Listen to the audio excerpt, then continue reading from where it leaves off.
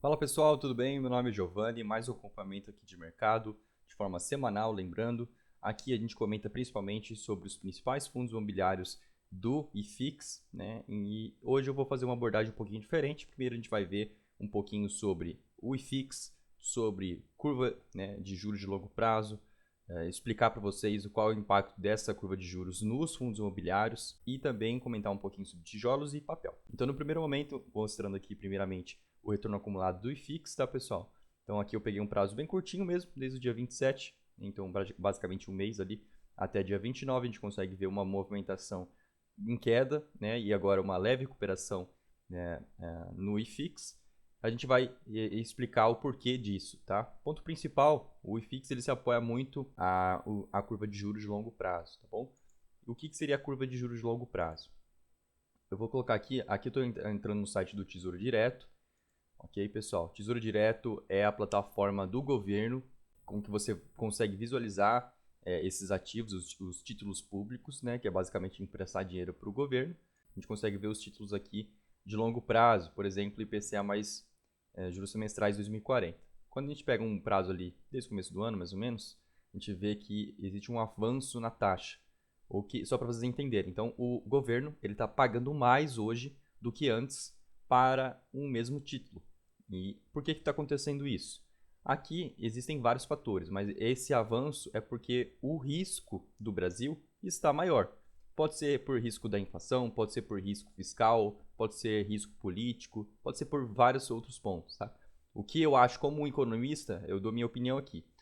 Esse avanço, principalmente desde o começo do ano, primeiro, está na questão de queda de juros aqui do Brasil, estando um pouquinho menos atrativo em comparação com os Estados Unidos. Lembrando que os Estados Unidos a taxa se mantém igual ali, né, nas máximas.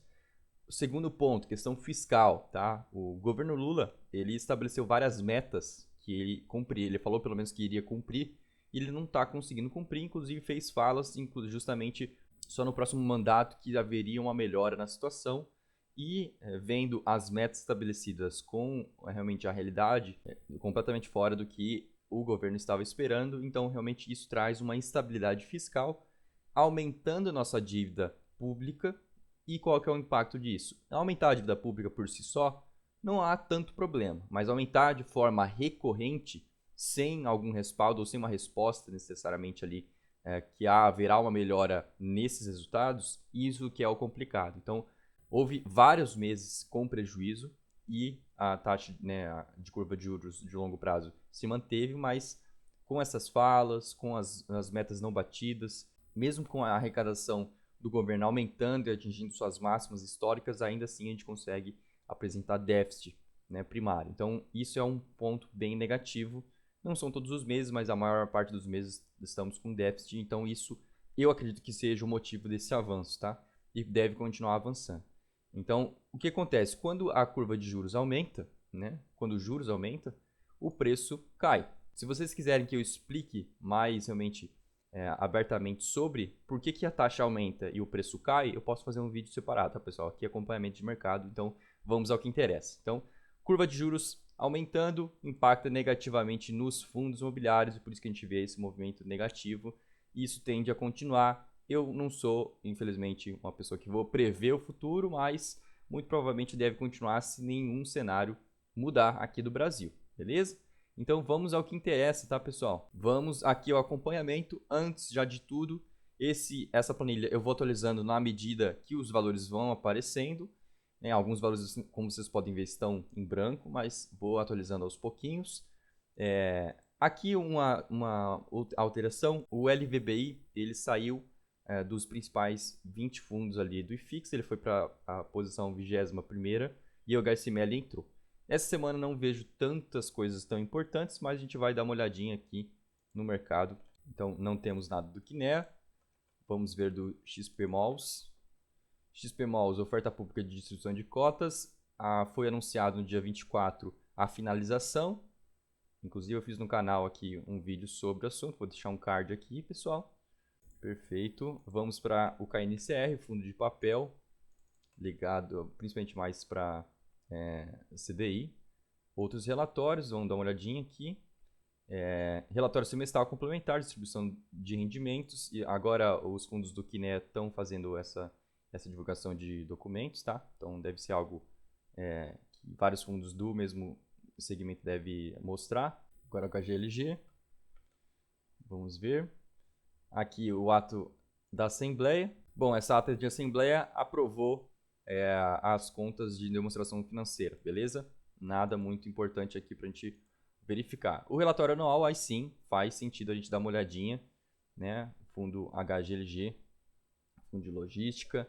Vamos lá, né? Então, fundo de 5,7 bilhões, cota de mercado 169,99, valor da cota, né? Não quer dizer que é o valor patrimonial. Valor patrimonial 157,80, ou seja, um fundo que é comercializado com ágio, tá? E um ágio até um pouco grande com esse valor aqui. Ele fala um pouco do tempo, né? Ao longo do tempo aqui, 2023 e 2024, venda de ativos, então venda do HGG com bica, aquisição de outros ativos, é uma gestão bastante ativa, evolução da cota de mercado, patrimonial, tá? Então, a gente consegue ver um avanço por justamente ser um fundo de tijolo, então os imóveis em si, e também com essas compras e vendas, eles também têm algum lucro, né? Nessas operações e conseguem destravar valor também para os cotistas e, por exemplo, conseguem focar até mesmo uma pequena alavancagem ou não, tá? Dependendo do caso, mas estão conseguindo evoluir. A cotação de mercado está subindo bem agora, recentemente, mas o que mais importa é isso, né? A cota patrimonial está subindo, está sendo corrigido, está aumentando, isso é muito bom. Então, saldo de resultado acumulado, rendimento distribuído, 1,10, bem estável, né? Teve junho aqui de 1,50, mas foi algo não recorrente, né, de ganho de capital, com essas vendas que eles fizeram. Normalmente tem bastante sucesso nessas vendas. O HGLG no longo prazo supera realmente bastante o IFIX, então é um fundo realmente que é um exemplo aqui do mercado, só que tomar cuidado com o preço, tá, pessoal? Bom, o número de cotistas aumentando como sempre, muito bom, dá liquidez para o fundo. Uma alavancagem bastante tranquila, tá, pessoal? Para o valor patrimonial do fundo, bem tranquilo mesmo. A gente considera aqui o HGG como fundo principalmente de logística, mas ele tem uma participação pequena em outros segmentos. Não são tão representativos assim, mas que faz peso, né? De qualquer forma. 169,90 dividido por 157,80, 1,7, tá? Eu vejo como, na minha opinião, não é uma recomendação de investimento, mas na minha opinião, tá um pouquinho mais do que é interessante ali para compra, tá? Sinceramente. Claro que não é o único índice que a gente vê para a gente fazer uma análise. Como vocês podem ver, é um fundo que tem a gestão ativa, aumenta o valor patrimonial ao longo do tempo, mas mesmo assim pode ser algo que não é tão interessante assim nesse momento. Pode ser que tenha outras oportunidades no mercado do mesmo segmento, por exemplo. Ok? E não é uma sugestão de compra ou venda do ativo, não, tá, pessoal? Tem uma diversificação bastante interessante, consegue diversificar bem em tanto questão regional quanto de ativos em si. E a vacância diminuindo conforme o tempo também, isso é um destaque muito bom. Vencimentos, contratos mais para frente. Ele tem uma diversificação em tipos, né, setores de atuação. Tem a maior parte ali de reajuste a IPCA, mas IGPM nesse momento em que o IPCA está bastante pequeno, IGPM normalmente fica mais atrativo. Contratos, 1/3 de contratos atípicos. Revisional dos contratos 50% em 2024, então existe um risco aqui adicional. A alavancagem diminuindo, pelo menos é o que eles querem, né? Então a alavancagem 12,2, 11,7, então a ideia é eles não assumirem novas dívidas. Então 2027, 28, 29, 20, até 31 são anos que vão ser valores maiores para amortização. Então, em desenvolvimento, o fundo ele tende a aumentar e sempre ter uma posição para justamente comprar e vender.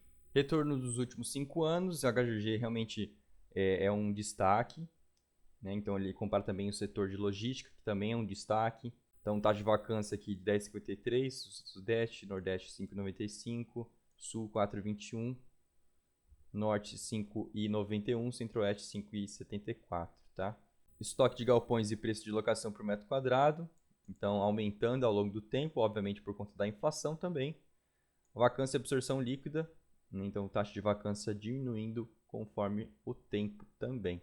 Aqui o comercial, eles falam um pouquinho sobre o que eles gostariam de fazer, então realizações, locação de 75 mil metros quadrados, desafios a lugares dos espaços remanescentes, do HGLG Itupeva, né?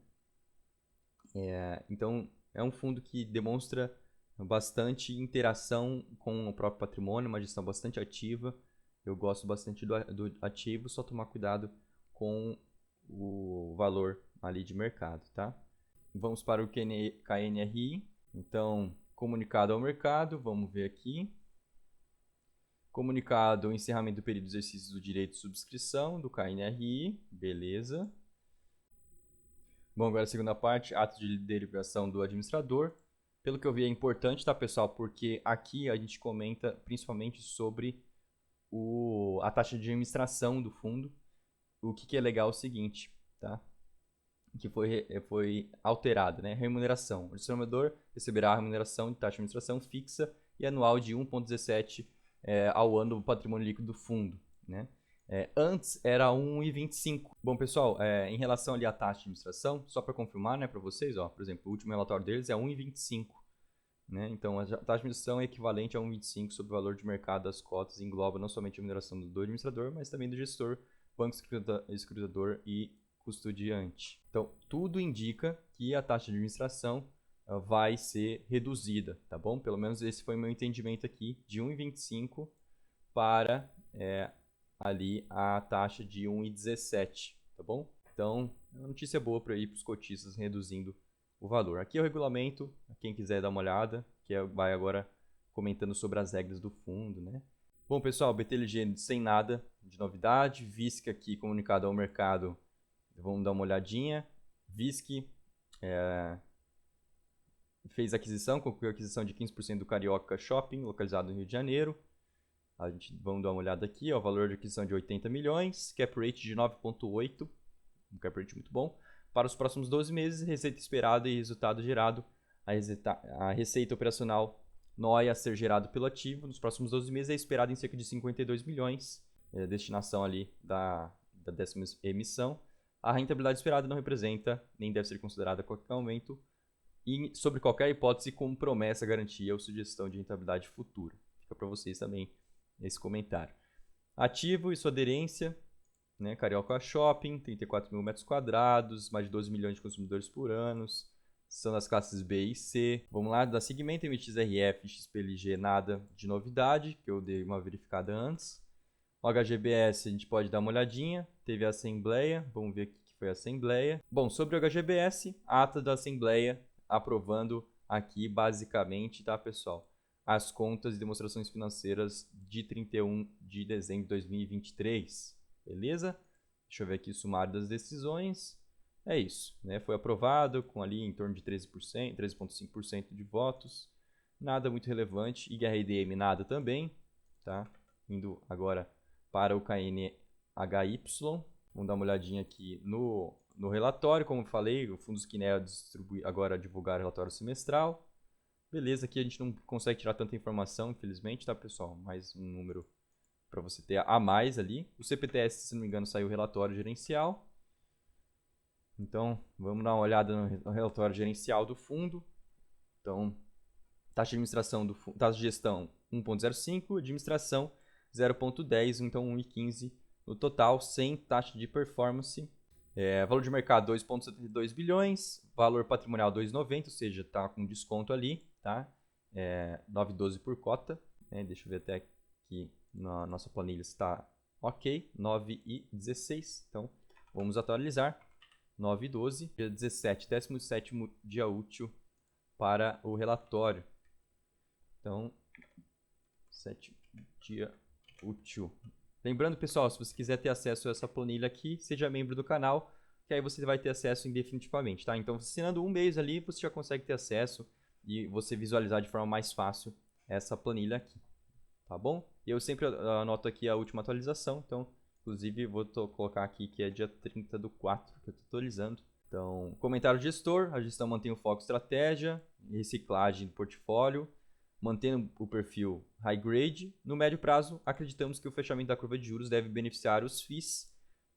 Não sei muito bem, tá, o pessoal, porque a curva de juros na verdade está aumentando, em especial os tijolos que possuem os maiores descontos e representam a grande maioria da carteira do CPTS. A carteira de recebíveis foi marcada no mês com a abertura das NTNBs, de forma que a marcação de mercado de CRI foi de IPCA mais 7,37 para 7,51.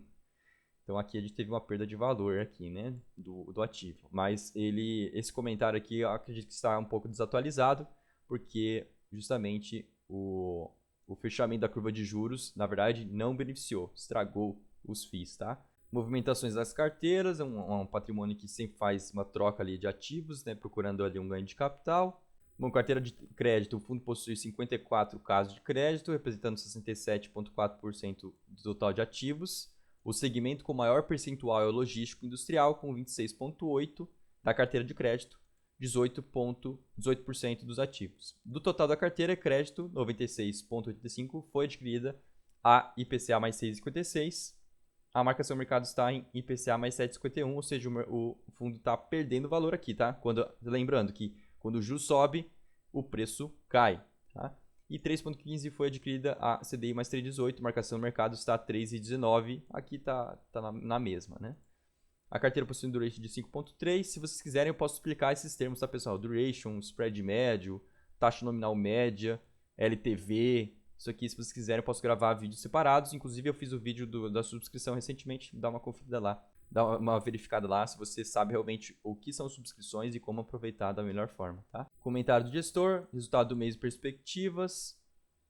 Então, aqui, a partir de abril de 2023, começamos a observar altas expressivas no mercado de FIIs. Nos últimos meses, o mercado tem andado mais de lado, com alguns setores, como lares corporativos, desenvolvendo parte da rentabilidade no ano.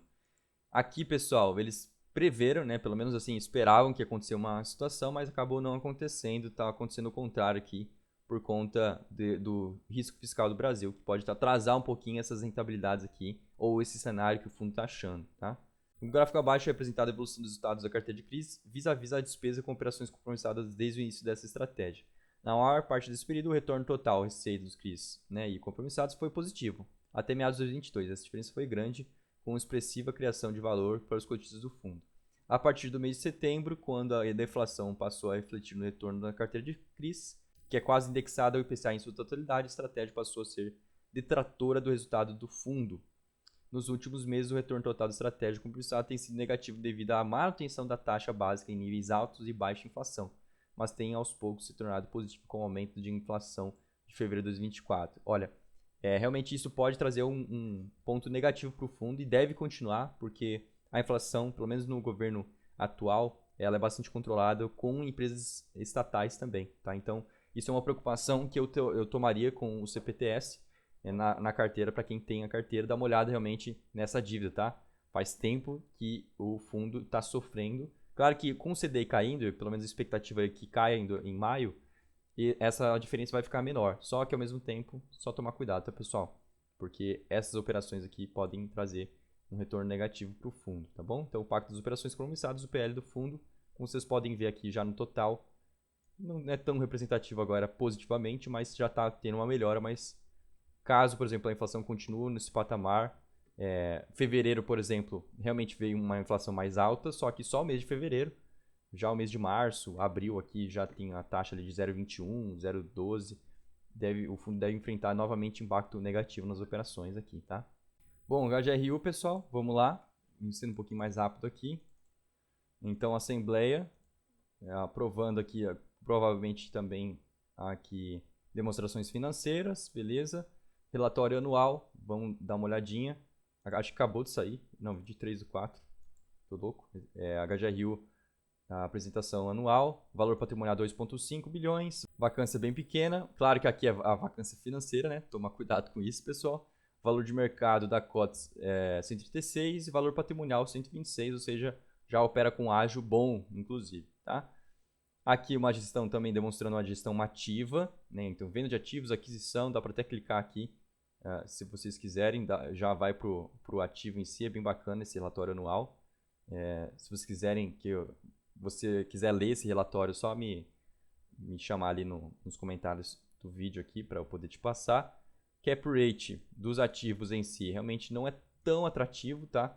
5, 6, 6,91, realmente um cap rate baixo, por isso que é um fundo que normalmente não pode assumir tantas dívidas, porque dívidas normalmente tem um retorno, tem um custo ali de IPCA mais 6, IPCA mais 6,5, que é mais alto que o cap rate e acaba não compensando para o fundo, tá? Então, normalmente, esses fundos têm que tomar bastante cuidado quando o cap rate é bem baixo. Bom, o HGRU, ele tem operações de compras e vendas, ele depende sim das vendas que o fundo faz. O rendimento ele é bastante estável, ele fez 2,30 em dezembro, dependendo principalmente do ganho de capital, né, dessas operações, então ele pagou tudo em dezembro, que é o fim do semestre, né, que é a obrigação do fundo. No longo prazo, o fundo consegue ter uma boa rentabilidade, superando, né, o IFIX, então isso é muito interessante. Número de cotista aumentando, mas caindo um pouquinho agora, pode ser que por conta do preço. Existe aqui uma alavancagem do fundo. Isso me preocupa um pouco, mas a gente vai dar uma olhadinha. Existe também uma concentração de alguns ativos específicos, tá, pessoal? Né? Então tem um ativo específico que representa 1/3 da receita contratada. Evolução da vacância e do aluguel. Então, vacância baixíssima. É um fundo que realmente consegue demonstrar bons resultados. Setores que são também um pouco mais sólidos de educacional, por exemplo. IPCA atípico, isso é muito bom, em destaque. E prazos bastante longos, né? Como a gente está no ano ali de revisão de contratos, pode ser que seja por isso que houve uma saída ali de número de cotistas. Mercado de varejo. Então, faturamento bruto dos supermercados aumentando. Comercial, técnico, manutenção, ok, indo um pouquinho mais para baixo. Perfeito, pessoal, então deixa eu dar uma olhadinha aqui e ver se acho o custo aqui da dívida deles. Bom, pessoal, realmente eu não achei agora aqui nesse relatório o valor da dívida, né, dessas aquisições, mas de qualquer forma, aqui é o acompanhamento de mercado, vou dar seguimento, tá? Mas aquele aviso, né? Então, se o cap rate ficar um pouquinho abaixo das dívidas, normalmente pode ser que não vale tanto a pena, né? Mas claro que o HGU, ele consegue fazer uma operação de compra, né, de imóveis ou construção de imóveis e venda com ganho de capital. Então, se ele fosse construir para somente renda e ter cap rate de 6%, não valeria a pena, tá? Isso é um importante comentário para fazer para vocês. Então, Tigar, vamos lá. Tigar, relatório gerencial, é o segunda vez.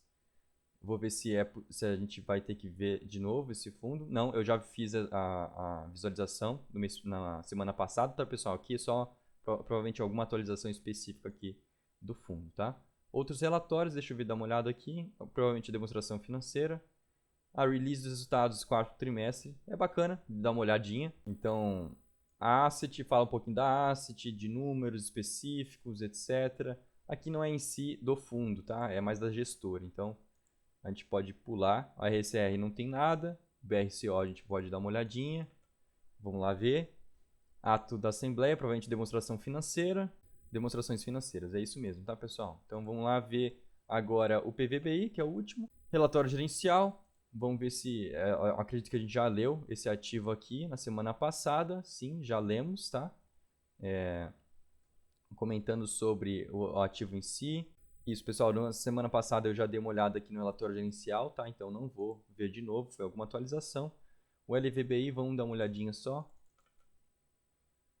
17/4, relatório gerencial. Ele saiu, né, daqui dos 20, mas agora tem uma nova... Tem um relatório gerencial. Vou tentar comentar de forma rápida, tá? Então a VBI divulgou comunicado sobre o encerramento da oferta no dia 16/4. Isso já foi. Ok, rendimentos e proventos aumentando conforme o tempo, isso é muito bacana. No longo prazo supera o IFIX, isso é um indicativo muito interessante, dividendo bastante interessante no longo prazo. Liquidez interessante também, número de cotistas aumentando, então aumentando a liquidez. Questão aqui, percentual da receita, consegue demonstrar uma diversificação, mas ainda assim tem uma leve concentração aqui do portfólio, 26%. Regionalmente, ele consegue ter uma diversificação interessante. Classes bastante boas também, bastante altas. Diversificação por ativo, também por locatário, por tipo de locatário, também diversificado.